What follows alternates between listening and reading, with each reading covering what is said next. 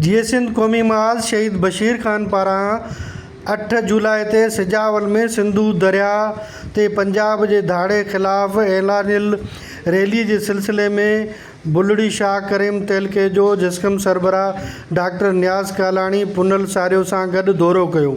इन मौक़े ते बुलड़ी शाह करीम में डॉक्टर नियाज़ कालाणी जस्कम अॻुवाण राजा माहेसरी जे रिहाइशगाह ते मक़ामी सहाफ़िन ऐं कारकुननि सां ॻाल्हाईंदे चयो आहे त बजट मुकमिल तौर ते जीअं वफ़ाक़ी बजट आहे उन में फ़क़ति ऐं फ़क़ति पंजाब जो ख़्यालु रखियो वेंदो।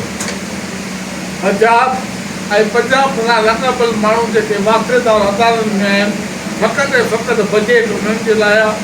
हिकिड़ो हुन जेको आहे त सीटे मिसल जेको रोड आलीशान रोड उहो सिंध लाइ ठाहे रखियो। तव्हां पंजाब में वञो हिकिड़े ज़िले खां ॿिए ज़िले ताईं आलीशान जेको आहे त इहे सीटे हिकु नमूने रोड ठहियल सिंध में हिकिड़ो बि कोन्हे।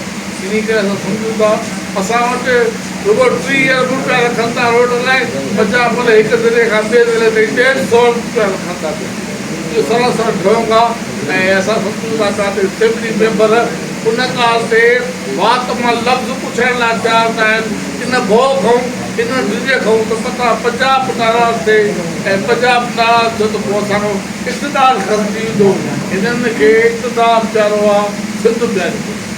असेंबली में वेठल मेंबर ब्याऊं कनि था ऐं रोडनि ते बीठल जेके कॉम्पर्स उहे गजगोड़ करे जेको आहे सिंध खे बचाइण लाइ जदोजहद कनि था। यकीनी तौर ते हिननि जी गॾियल गजगोड़ जेका आहे उहा वॾी ललकार साबित थींदी। सॼी सिंध में अहिड़े क़िस्म जी रेलियूं कढंदासीं ऐं यकीनी तौर ते वरी इन जदोजहद खे एॾो ताक़तवर असर जो कंदासीं। पंजाब जेको 12 ॾींहं जेको मुबलो ते धरणो उन खां वधीक हीअ जेको आहे त जदोजहद असराजी थिए। जीअं असां पंहिंजो दरिया सिंधु दरिया बचाए वठूं, पंहिंजी सिंध बचाए।